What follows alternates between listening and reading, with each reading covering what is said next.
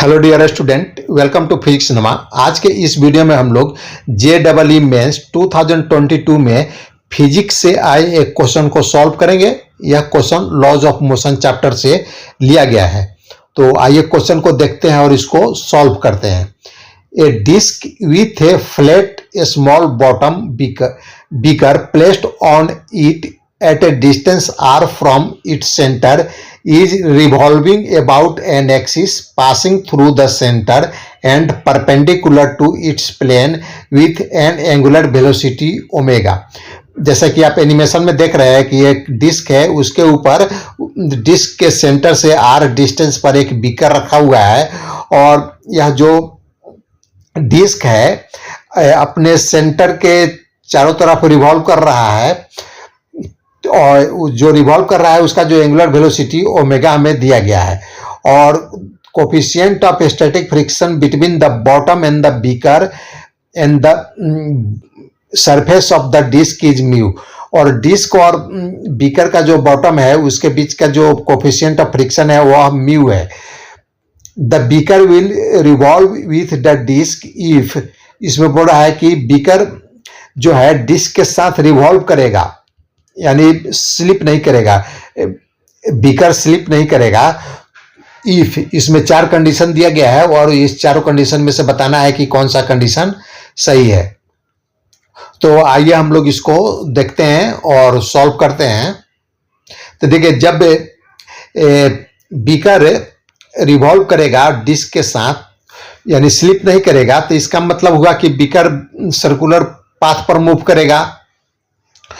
तो अगर कोई भी बॉडी सर्कुलर पाथ पर मूव करता है तो उस पर सेंट्रीपिटल फोर्स लगता है जिसका डायरेक्शन सेंटर की तरफ होता है। If the beaker does not slip away, the force acting on the beaker is centripetal force acting towards centre. क्योंकि बीकर स्लिप नहीं कर रहा है तो वह क्या करेगा, वह जो डिस्क है उसके साथ रिवॉल्व करेगा और जो इसका जो पाथ होगा बीकर का वह सर्कुलर पाथ होगा। चूंकि सर्कुलर पाथ में बीकर मूव कर रहा है तो उस पर एक सेंट्रीपिटल फोर्स लगेगा जो उसके सेंटर की तरफ होगा। The centripetal force acting towards centre is nothing but the frictional force between the beaker and the disc. तो हम जानते हैं कि जो सेंट्रीपिटल फोर्स होता है वह अलग से कोई फोर्स नहीं होता है। जो हम पहले से फोर्स जानते हैं वही फोर्स होता है। जैसे ग्रेविटेशनल फोर्स, जैसे अर्थ सन के चारों तरफ चक्कर लगाती है तो अर्थ पर जो सेंट्रीपिटल फोर्स लगता है वह किसके कारण लग रहा है, या अर्थ और सन के बीच का जो ग्रेविटेशनल फोर्स है उसके कारण लगता है।